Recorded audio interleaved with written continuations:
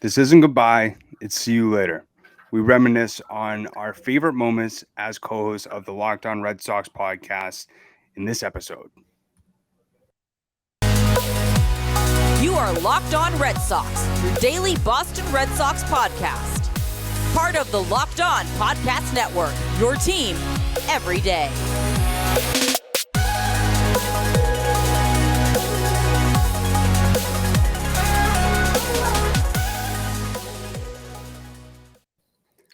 I want to welcome you back into Locked On Red Sox podcast, and thank you so much for making Locked On Red Sox your first listen of every single day. I am your host, Jake Ignaszewski, and here, as always, with my co-host, Tristans Lauren Willand. And boy, I'm going to have to take in that song, dance a little bit to it. You know, I had to do it while it was going on, but it's pretty crazy to say. But after a year and a half of being a co-host of this podcast, this is our last episode as co-hosts. And, I figured it would be a great way to, as like a send-off of, looking at some of our favorite moments of this podcast and, the ups and downs of sort of the Red Sox that we've been through together. But I just wanted to start off by saying this. When the song was just going on, I just got a flashback to when I got the message from, Locked On to be the host of Locked On Red Sox. And I was working at Dunkin' Donuts. I graduated college, a few months before. Wasn't in the best place mentally. Felt like I was behind from, some of the other people that, I went to school with, some of my friends, and had just dreamed of, not only wanting to, talk about the Red Sox, my favorite team on a daily basis, but just get my foot in the door in sports. And I'll never forget, I was washing dishes in the back at Dunkin' Donuts, feeling sorry for myself, and got a message, from you about this podcast, and could have never imagined, what amazing ride we would have been on. It's crazy that A, this is our last episode together as co-hosts, and B, that it's been a year and a half and how much has happened between then. We had the lockout, we had a terrible, no good 2022 season, a weird trade deadline, a very interesting off season, and a great start to the 2023 season. It's been so fun to have you as a co-host and kind of, rebrand this podcast, build it up from scratch with YouTube. We have over 1,000 subscribers now, which, oh my goodness, thank you to everyone who's hit that subscribe button for us. And, whether you're tuning in once a week, every day, once a month, we're not here without you. And we're very grateful that we've been able to do this for as long as we have. I think that, when Jason left the podcast for a new adventure of his own, I was like, I think Jake is the obvious choice for a podcast host. We've been connected on social media for a few years, and I was like, you're obviously passionate about the Red Sox, and it's just been so fun to gain a new perspective from you, still learn from you, and kind of watch you grow into the host and the co-host that you've been. And you're a great co-host, you're an even better friend. I think that as much as it sucks that it's coming to an end, I also want people to know that this was our decision. This was not an easy one, but there's no ill will toward Locked On or Jeff, our channel manager, or anything like that. This is completely our decision. And to look back from episode 1 to episode on May 12th, 2023, whatever episode this is, I feel like we've covered so much. You've worked your butt off to do farm reports and get the content from Woo Sox games and just everything in between. It's, all of your hard work has never gone unnoticed, especially from me, and I know from our listeners as well.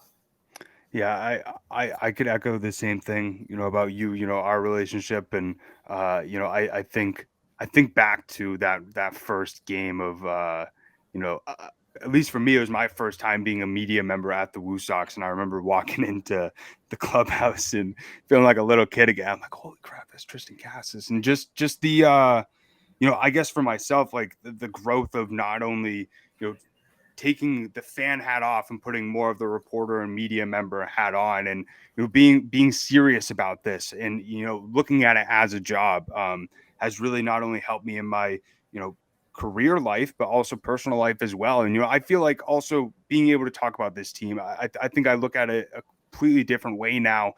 I used to be very reactionary of what happened. And now I try and take a step back and think and look at the bigger picture and all the different perspectives as well. And that's what I think really made this podcast what it was the listeners. And, I remember saying to you just a few months into us being co-hosts, kind of talking about how I wanted to try and make this the most fan engaging Red Sox podcast that there was out there. There's the Red Sox podcast with, Jared Carrabis, Steve Perrault, all these other, incredible podcasts that people have the opportunity to listen to. So I know we wanted to figure out a way to, pull people in and want to be with us 5 days a week and want to talk about the Red Sox, and being able to give the listeners a voice is something that I'm so grateful for, to give people the opportunity to give us questions to ask to reporters or players and really help them feel like they're involved. And I feel like that really helped us, not so much coming to every single episode saying, this is going to be our show and this is going to be our episode. It's our episode with the other Locked On Red Sox listeners as well. That's the fun thing about kind of starting fresh, so to say, with a podcast. Like, yes, there are millions upon millions of podcasts out there. There are a lot of Red Sox podcasts out there. And it's our job to try to, stand out, but not feel like we're like forcing that to stand out, to be different. We just want to be ourselves on here. We want to be able to talk about this team. We both grew up Red Sox fans, and now we're both working in media. So being able to provide a really cool perspective from both, the overreacting fan to, like you said, taking that hat off and be like, okay, let's look at this from, an analytical perspective, a reporter type of perspective, and just kind of, after we get the anger out of a certain move or something didn't go right. So we're able to provide that, that specific perspective, and then, trying to engage with our fans and the listeners on Twitter and the YouTube comments. I mean, we see you every single day. I know Johnny's been a loyal commenter, I think, since before you came on, just constantly providing the positive spark. And sometimes there are things he would say that would get you to think, and something that I wouldn't even think of. And I'm like, yes, like I love this. Like, this is what we need. We see all of your comments. We appreciate every single person, whether it's, someone who's commented once or the everydayers.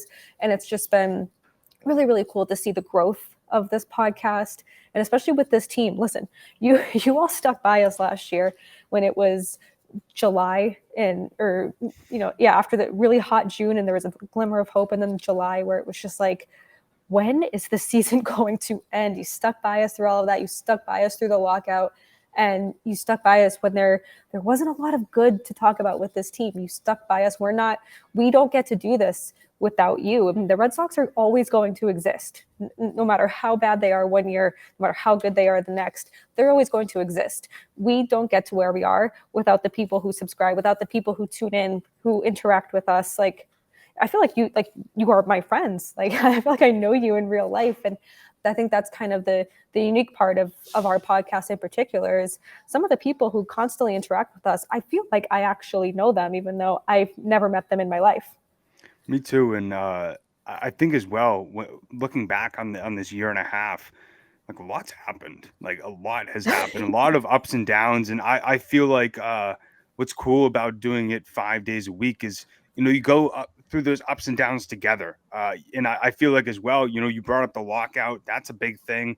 And that was my, first month that happened. I think in the first few weeks, yep, that happened. And, we went through a few situations where, we had some guests on. We could talk about some things. We couldn't talk about other things. And that was a whole new dynamic for me. And, something that I think was a great learning experience for both of us, going through the lockout, and also I would say the playoffs as well, where we still had to post 5 days a week with very minimal content that was being brought to us. Like, there was no moves, there was no games, and we were still able to find different guests, different voices, different question marks. I'll never forget coming up with, could JD Martinez get traded? Nick Pivetta be the closer? Just doing the different player reviews, just trying to think outside of the box of, these different ideas or storylines, and really get your thoughts, the listeners, to chime in as well. And I think the one thing that, I always go back to is, not only the trade deadline, but, you bring up the offseason as well, just like the anger that we felt at that time. And also even now over this last month, just the positivity that we felt. And it really is crazy looking at April of last year when the Red Sox couldn't hit a lick. And now, this April being looked at as one of the best offenses in the league, and now looking in May, really surprising us way more than we expected at the end of the 2022 season. Listen, I know that this is kind of, the goodbye episode for you, but it would be a much different tune if the Red Sox record was flipped right now, or if they were kind of in the same position they were this time last year. I think that we would just be like, thank you for listening. Goodbye. Yeah. But you look back in the last 18 months and how much negative energy was around this team, and understandably so, rightfully so. I mean, this was just, it looked like it could be a disaster. And you look at this team and, we talked about who knows who's going to be that power guy. And I think in our player reviews, we're like, well, this guy could be it. This guy could be it. The potential. I don't know how many times we said potential in the offseason. And even, still in the beginning of the season, we kept saying that. And the way that, we reacted to things and how different our moods were coming on to record really kind of depended on the Red Sox. And I was like, oh my God, being a sports fan, being like working in sports and just kind of having your life revolve around sports, like, oh my God bless you people who don't like sports or that don't like let sports run your life. You must know so much peace, because we would come on here some days and just rant for like 10-20 minutes about whether it's life or the Red Sox, and then come on here and be like, wow, this team is going to be the death of us. And through the last 18 months, it almost was at times, but nevertheless, we persisted.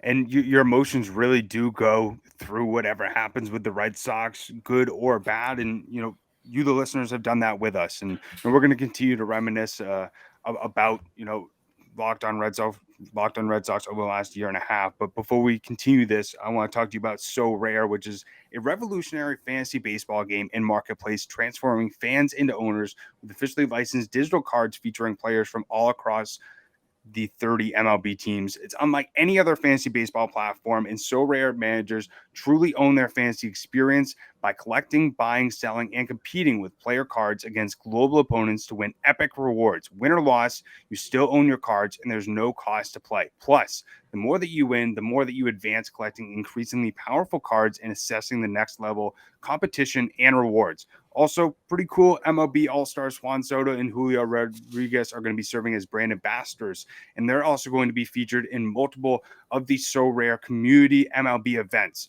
So make sure to head over to sorare.com/lockedon. That's spelled SORARE.com to draft your team of free player cards, set your lineup, and start competing today to win epic rewards. Again, that's sorare.com/lockedon to start playing today.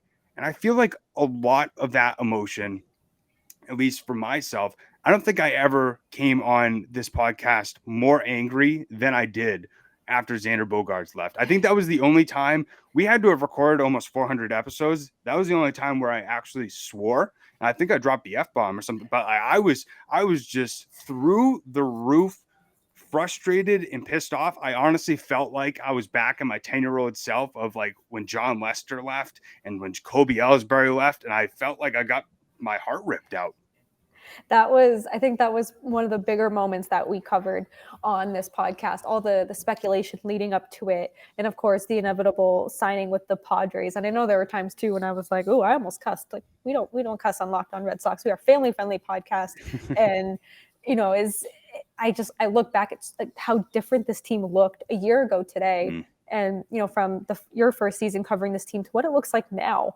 And I'm just very grateful, even though that the Red Sox lost out on the Xander Bogaerts sweepstakes in free agency, that they figured it out with Rafael Devers. Because if we had to do this all season up until the end of our time together on Locked On Red Sox, or if this was like a storyline all season, I think there would be episodes of us just like head in our hands and just like, here we go again. We're not doing this again. But yeah, I mean, Xander Bogaerts leaving, I think, was the biggest moment of our podcast. And even probably when I started, yes, you had the 2021 ALCS run, but I think that a homegrown talent leaving for a mega deal on, a new coast, a new team, and, new everything at 30 years old. So I was, but that's something too, that in baseball, you never know what can happen. I mean, we were covering everything we could in the lockout and covering it, up until the lockout happened and then up until the lockout ended, and just trying to scrape the barrel for content, and then something like Xander Bogaerts happened, and we have content for days, for weeks, and just for constant content, which is great. But it's it's great for it's great for us, it's great for our podcast. It's not great for the Red Sox fans who were feeling just as angry as we were. We saw your comments, we understand, we know, we're going through it too.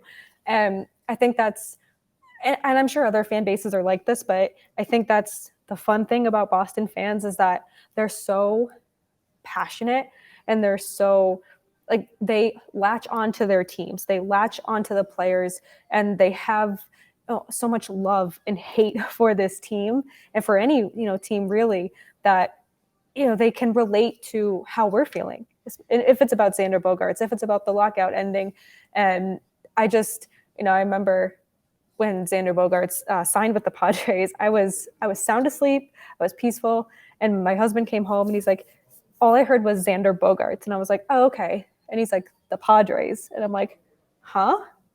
And then then I couldn't sleep, and I was like, do Jake and I do a podcast now? It's like 12, it's like midnight, and I was like, no, I'm gonna sleep, and I'm gonna try to sleep. Of course I didn't, because then I'm like scrolling through Twitter for the rest of the night. But man, like Bogaerts, the trade deadline, trading Vasquez, what a ride the Red Sox, the 2021 Red Sox were, or the 2022 Red Sox, the 2021 Red Sox too, but 2022 Red Sox, what a roller coaster. Yeah, I remember I woke up at 5 a.m. and couldn't go back to sleep. And that was also the day right after I came back from the winter meetings, Yes. Flying high. The Sox just signed Kenley Jansen and Masataka Yoshida. And, even speaking on the Jansen note, we said in our last episode, Red Sox fans, this is what it's like to have a real closer. And, the one thing that I'll never forget when doing this podcast is the multiple times when the Sox blew a lead late, and I had multiple closer rants, and I didn't swear, but I was pissed, and I just let it all out. I just let my anger and frustration out. And I know a lot of people who listen to this agreed with me and felt the same sort of frustration, and it was just tough at times to feel motivation to root for this team and feel like they're gonna win, and that things are going well. And I honestly don't know how Locked On Reds or Locked On Athletics does it, with all the losing and all the negativity that comes with that. But I'm very grateful that there was those ups and downs, so the ups feel a lot more gratifying than those lows did. They did. They certainly, I mean, the month and a half of this 2023 season feels like a victory lap of sorts. And just being able to cover this team from a more positive perspective, and not just finding things to be positive about, which I do believe we did a good job at that, even at their worst moments. And, I remember the trade deadline and how just weird it was, and how nothing really made sense to me. And I did a reactionary episode, and I was like, I'm going to rant away. And people were like, "Oh, Lauren brought the fire." Like, I 100% agree, and some disagreed. And you look back at that deadline, and I don't know if I'd call it a win by any means, but you look at where this team is now, and it's just so much can change in a year, less than a year, 6 months, and it's really fun to look back on everything that we've covered, that we've talked about, that we've reacted to, and to see that 9 times out of 10, I feel like we were on the same page. And I feel like that's good. I think that means we're feeling the same thing that 99% of other people were feeling. And, I loved being able to come on here too and just be and debate something, hey, let's talk, Garrett Whitlock to the bullpen. Let's talk recently, Nick Pivetta is he going to go to the bullpen? And being able to have that conversation without, overstepping or talking over one another. Yeah. And, even in our most passionate parts of the podcast, are the angriest we felt, the happiest we felt. I just feel like that we've always been able to, even if we're not on the same page, still hear one another. And I think that's what I've always really enjoyed, is just being able to, talk Red Sox with you as if we're just sitting right next to each other, enjoying a margarita in a Worcester bar at 11 o'clock. And I can only think of 2 times when we like disagreed, but it was a lot of like agree to disagree. And it was JD Martinez, the possibility of him being traded when I brought up that potential idea, and then during the trade deadline with the Christian Vasquez return, I think that was the only time where we disagreed. Yeah. And I think even when you look at the trade deadline now, I think a lot of people would agree with me on this. Like, they shouldn't have gone over the luxury tax. Like, Tommy Pham wasn't worth it to go Right. over the luxury tax. Now with Vasquez, Reese McGuire is working out right now. And we're seeing Emmanuel play a pivotal role in the Red Sox middle infield. So at the end of the day, hindsight's 2020. It all works out in the end, one way or the other. But I think with looking at the positive perspective, really being able to end each and every single episode on a positive note with the mental health minute, even though we didn't do it maybe every single episode, I feel like it really gave people a way to not so much think about maybe some of the negativity, not only with the Red Sox, with maybe their life, and get a little bit of a better picture on why they should be grateful for where they're at, or, to look at different situations in life or things that might hurt your mental health, and trying to give people a way to feel positive about those things.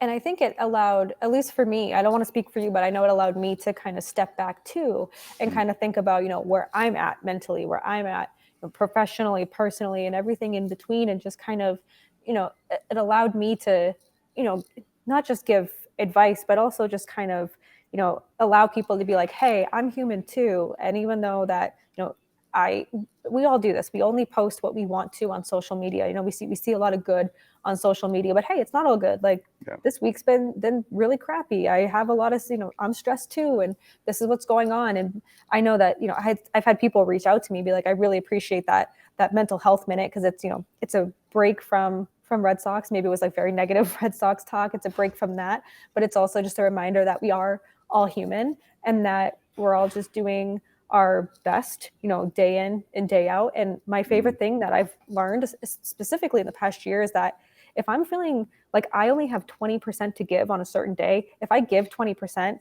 I gave it my all. And that is my 100%. And I did the best I could. And I wish more people would give themselves more grace. And that's what I hope the Mental Health Minute helped people do, is give themselves a little more grace, a little more understanding, and just a little more like space for you. Because at the end of the day, you're the most important person to you. You're going to show up for you, and you need to take care of you, because you need to give the best version of you to you.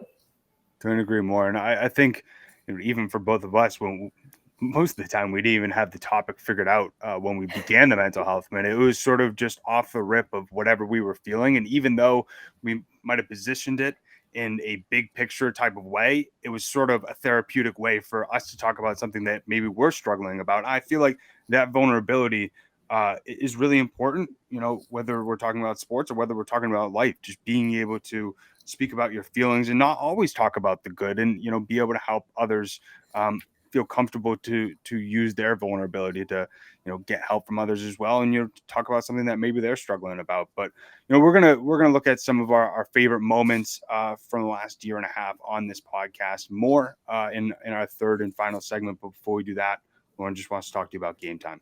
I just started recently using the Gametime app, and it is it definitely is my favorite app to try to get last minute tickets, whether that's to a game, a comedy show, a concert. I know that there are a lot of people still trying to get tickets for Taylor Swift at Gillette Stadium. Go on Gametime, because this app has flash deals. It has the lowest price tickets, and it's just so easy to use. And it's been a lifesaver for me. I'm not somebody who completely plans everything. So if I feel like, hey, I want to go to this last minute, I'm jumping on Gametime, seeing what they have to offer me. And 99.9% of the time, I'm saying yes. The only reason I'm not saying yes is if something comes up and I can't go. But Gametime makes it super easy to use those flash deals, the last minute tickets. They're easy to find. And literally any event in your area, whether you're in Boston, Worcester, down in Mansfield with the Xfinity Center, there are tickets for every event. And my favorite part about this app is that it's very small detail, but you get a picture of your seats. So, especially at Fenway, if you're going to be near or right behind one of those poles in the grandstands, you get a picture of exactly what your view will look like. So all you have to do is download the Gametime app, create an account, and use the code LOCKEDONMLB for $20 off your first purchase. Terms apply. Just create an account, redeem that code LOCKEDONMLB for $20 off. Download Gametime today. Last minute tickets, lowest price guaranteed. So continuing to look at some of our favorite moments from being co-hosts on this podcast, for me, just personally, not, pointing out or forgetting any of the great guests that we had on, or some of the great moments or episodes that we had on this podcast, but two guests that we had on that were very special to me. First was Rob Bradford. Him and I were in a camp together. He was like sort of a mentor from the industry when I was 11 years old, in a sports casting camp. And it was such a cool moment for me to go from that to now getting the opportunity to interview him, as well as, talk Red Sox with him and sort of be on a very similar stage of, talking Red Sox to an audience and being able to do it for a job. And also, having the opportunity to, formally meet Jared Carrabis, who I had met at a Red Sox game, but it was a quick hi, how are you? But he's one of the main reasons that made me find my passion in not only talking about sports, talking about the Red Sox, and he also gave me the motivation to, want to go after, what I want with talking about this team, and, not allowing the external stuff of, the anxiety of if people will actually like tune into the episodes, or, if people would judge me how I talk or my opinions or whatever, and just going after it. And those two people were ones that I know that I'll cherish those conversations and those episodes for a long time. The really cool part about, sports media and podcasting too, is that we get to meet people who have impacted our lives and have done a lot of, motivating us or inspiring us without them even knowing. And, I had him on the podcast a few months ago.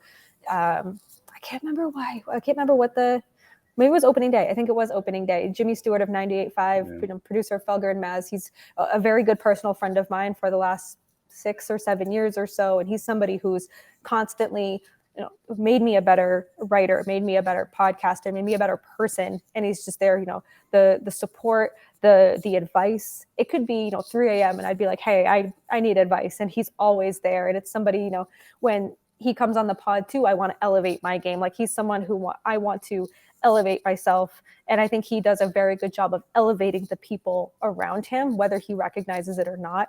And we've had so many other amazing guests on the show. I don't think we can name them all, but it's been so fun to, talk to, people like Ian Brown, Pete Abraham, Julian McWilliams, Jen McCaffrey, just Katie Krall when she was with the Portland Sea Dogs, and getting a different aspect, of the analytical side of baseball. And from every, AA pitcher to prospects to your interviews that you've done, it's just been so cool to see who we've got on this show, who's appeared on our show, and who's given us the time to talk to them. They always thank us for their time, but I want to thank everyone who's given us their time, because their time's valuable and our time is too. But we understand that they don't have to do this. They don't have to appear on a pod, but they do. And they make that effort to do that. And it's something that we're always going to be grateful for.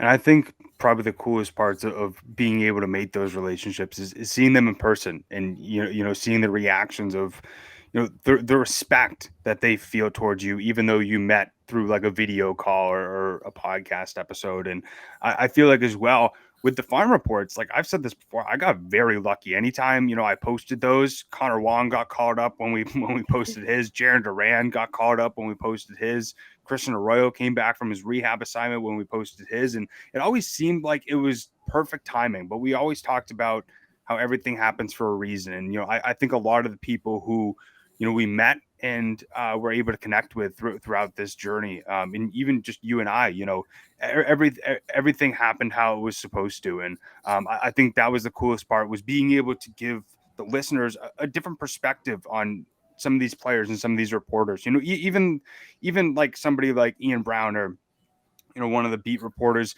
during the lockout, asking them how they're coming up with different writing ideas. And, even during the playoffs, like how are they covering the team when there isn't content just like us? And, one thing that, I always laughed about, this happened a few times during the offseason, but anytime we had like a prospect on and there was like technical issues. This is a side that you guys didn't see. But it was just always funny to see both Lauren and I trying our best to make an interview work, even though you can hear every other word from a person. And luckily, we were able to figure out the technical issues, after a few different times. But I'm proud of us for still trying our best to make the best episode out of it, even though technology wasn't helping us. Yeah, I mean, technology can be a pain in the butt. And there's probably times you can probably see the panic in our eyes, like, oh God, what's happening? How do we fix this on the fly? And, like you said, we did our best. And sometimes even when your light came off or hit you in the head one time. That pesky light, I love that thing. I got it on Amazon and it's been a great ring light, but I swear if I'm in a bad mood, it knows. And it's just like, and I'm like, it's hit me in the head. It's shut off during interviews. And I was like, what do I have to do to get you to which the one it kill? happened, but like there was like a tiny bit of the interview where like your light was off and you were trying to figure it out in the middle of the interview, and I'm like, all right, I'll just keep asking questions because I don't want to force Lauren to like have to talk right now. That's showbiz, baby. And then one time you were doing the wrong ad read and the light came down and hit me. It was a hodgepodge of just mess. And we're just like, let's just start over, deep breaths here. And we're going to get the right ad. We're going to get this light figured out. I was going to say knock on wood. I haven't had an issue, but like 2 weeks ago, my light went out. And then when you were announcing that this was our last final 2 weeks of this pod. So I don't know. Better ring light situation. I love that ring light. Like it was cheap and it's worked. It's adjustable. It's fantastic, but it likes to fall on me and I have a bone to pick with it. And I think the other thing too is like we had really good luck when posting the farm reports when guys got called up, but it seemed like anytime there was a move that happened, it always happened right when we ended the recording. And there was one singular time, and I'll never forget this, when Matt Barnes got DFA'd, and it was right when we were about to end the episode, and you told me the news, and we had to like react on the spot. And most of the time when these like things happen, maybe we have like an hour or two to think about our perspective, do some research, but we had to sort of react to this on the spot and figure out what the heck just happened. Yeah, I mean, that showbiz, just like like my ring light and technical difficulties, and that's the fun too in this, is that sports, anything can happen day to day, any minute anything can happen, and we have to react in real time. And even though these aren't live shows, you still see our live reactions, and it's I think thankfully we haven't had anything like super major. We did have the Matt Barnes, but we had we weren't recording when Xander Bogaerts got signed with the Padres or anything like that. But you see those real-time reactions, and that's what kind of makes this fun as well. And I think that's the most fun part about it, whether it was during the off season, whether it was during after the games, just being able to react, give our thoughts, not only provide entertainment, but provide information for Red Sox fans, day in and day out, and be able to help them mold their perspective on this team while, bringing mostly positivity, I hope, at times, and bringing some laughs as well. And I know that we shared a lot of laughs, but, as we end our final episode together, I just wanted to say something real quick. So, to all the everydayers, thank you to everybody that just took 1 second out of their life to support Locked On Red Sox. It's truly been an honor to have the opportunity to share moments, emotions, good or bad, with you and provide information about our favorite team over the last year and 6 months. For me, growing up watching people like Don Orsillo, Jerry Remy, Jared Carabas bring happiness to people just by talking about their favorite team, the Boston Red Sox, really helped me find my passion in doing the same exact thing. I always dreamed of making an impact with Red Sox fans like they did. And I truly believe that, Lauren and I have been able to achieve that over the last year and a half. Thank you so much for helping me, make my dream a reality, and for, supporting us Monday through Friday. For me, this isn't goodbye. It's see you later. And I'm excited to not only see how we both grow through this time, but continue to connect and reminisce about our times on Locked On Red Sox, not only with each other, but with our loyal listeners. Yeah, I think you said it best. You know, this is something that we're so grateful that we're able to do. I'm sad that the party is over, as they say, or the breaking up the band. And I don't know, like I said to you earlier, it's been such a fun year and a half to co-host this pod with you and get a different perspective of, you know, what you see from games, what you see from players. And I'm so excited for your next journey, and I'm so excited to see where this crazy sports field will bring you. And I think that it's just been fun. And you know, see you laters and goodbyes are always hard. I'm still with you guys for another week, so you're still stuck with me, but it's, you know, it's always bittersweet because I'm so happy that you're moving forward with a really cool adventure. And then, but it's just, I'm sad because, you know, we've worked so hard to build this pod, but I could not be happier for you. And I'm so excited for what's next. Yeah, I almost completely forgot to say it, but you know, I've been waiting to say it until, you know, it's everything's, you know, everything's done, you know, signed and everything like that. But you know, I'm going to be taking my talents to DraftKings as a live coverage content creator. Very excited to not only continue to grow my knowledge of the sports social media space, learn more about, you know, sports betting and become, you know, more proficient in that space, and, you know, continue to grow not only, you know, as a professional, but as a person. But, you know, I'm not only going to be, you know, continuing to talk about the Red Sox on Twitter, you know, also going to be continuing to, you know, host my own personal podcast where I connect mental health with sports. That's called Iggy's Sports Talk. If you want to continue to, you know, hear my voice each and every single week. But I can't believe that this is it. But you know, we'll end this episode by sharing some of our favorite moments together on this podcast through a little montage that I'll do after the outro. But you know, we'll end this episode how we always ended. Keep the faith, stay positive, and let's go Sox. So without further ado, I'm going to introduce himself. I'm not going to introduce himself. He's going to introduce himself, and it is Jake Iggy. Hello, Jake. How's it going, everybody? Lauren, I really appreciate the warm welcome, and I'm so excited to be the new co-host of Locked On Red Sox. Bet Online would like to wish you a happy new betting year as we continue to march to the playoffs and beyond. I don't think that this is the right read. This is definitely not the right read. Is it not? Oh, No. man. You also just had a whole fiasco. I don't know. Oh, God. Yeah, that's not the right read. Red Sox baseball is back, baby. It's back better than ever. But boy, are they giving me a heart attack almost every single night with these nail biters. It seems like every single game is in one run, and it comes down to the last pitch. But they've been fun. There's always that one moment in every season where you're like, that was the turning point, whether it's good or bad. And I truly feel when Chris Sale got his pinky blown off, I was like, I'm getting chills right now. I was like, that's not good.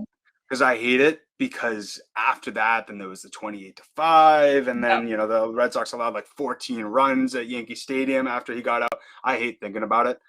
So let's talk about some positive things. Matt Barnes. I don't know. Oh my God.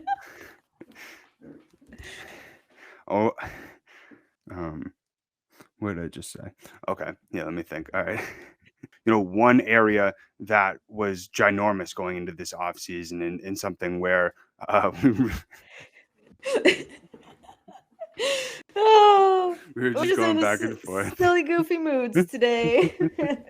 All right, I'll go back into that. That was funny. All right. I'm so excited to have Jake here. We're going to bring you so much good energy, so much positivity, and I think this is a perfect spot to end mine and Jake's first show together. So let's end it right there.